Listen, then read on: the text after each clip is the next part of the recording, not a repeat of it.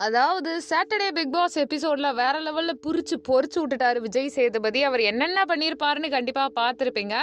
அதாவது நெறைய பிரச்சனைகள் சுத்தி இருக்கும் பொழுது பார்வதியையும் முதல்ல திவாகரையும் கூப்பிட்டு அந்த குறியீடு மேட்டர பத்தி கேட்பாங்க. அரோரா ஏதோ குறியீடு காட்டுனாங்க. அத பார்வதி எல்லா இடத்துலயும் பிரசுரம் பண்ணி பஞ்சாயத்தாச்சு. அது குறியீடே இல்லன்னு புரிய வச்சுட்டாங்க.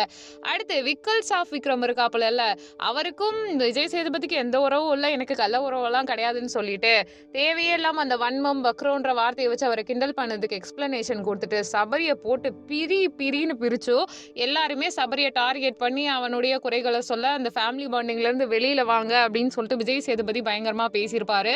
சபரியால ஒரு வார்த்தை கூட பேச முடியல. பார்வதி அடிபட்ட சமயத்துல யாருமே ஹெல்ப் பண்ண போல, நீங்கெல்லாம் மனுஷங்களான்னு குறும்படம் போட்டு காட்டினாங்க. வாரம் குறும்படம் பயங்கரமா தான் போயிட்டு இருக்கு.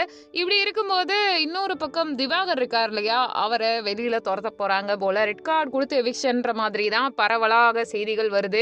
ஒருவேளை அவர் ஆண்ட பரம்பரையே எங்க சாதி பெருமலையேன்னு பேசுறதா இருக்கலாம். அப்படி இல்லைன்னா தகுதி தராதரன்ற வார்த்தையை யூஸ் பண்றதா இருக்கலாம். பொண்ணுங்க கிட்ட பிஹேவ் பண்றதா இருக்கலாம்.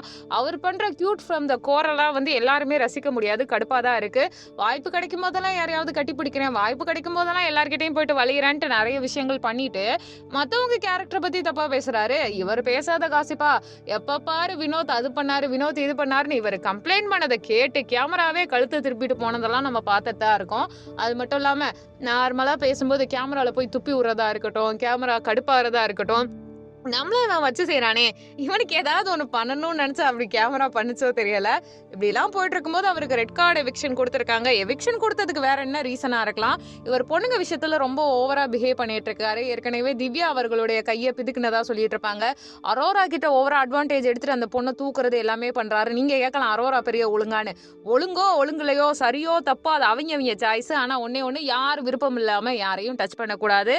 அடுத்து பாத்தீங்கன்னா வியானா கிட்ட ஓவரா பேசியிருப்பாரு, சுபிக்ஷா கிட்ட வளைஞ்சிருப்பாரு. பார்வதிய தங்கச்சி தங்க ஊசி அப்பெல்லாம் சொல்லிட்டு பார்வதியே உன்னை கல்யாணம் பண்ணிக்கவா, என்ன பண்ணுவ பாருலாம் வல்கராலாம் அவர் பேசியிருக்காரு. இவ்வளவு விஷயம் பண்ணிட்டு அவர் அப்பாவி மாதிரி அவரை கியூட்டாவே நம்ம நினைக்க முடியாது. அவர் பேசுற வார்த்தைகளோ அவர் பிஹேவியரோ அந்த மாதிரி கியூட்டாலாம் கிடையாது. உங்களுடைய கருத்து என்னன்றதை கமெண்ட் பண்ணுங்க. நம்ம சேனலை லைக் பண்ணுங்க, ஷேர் பண்ணுங்க, சப்ஸ்கிரைப் பண்ணுங்க.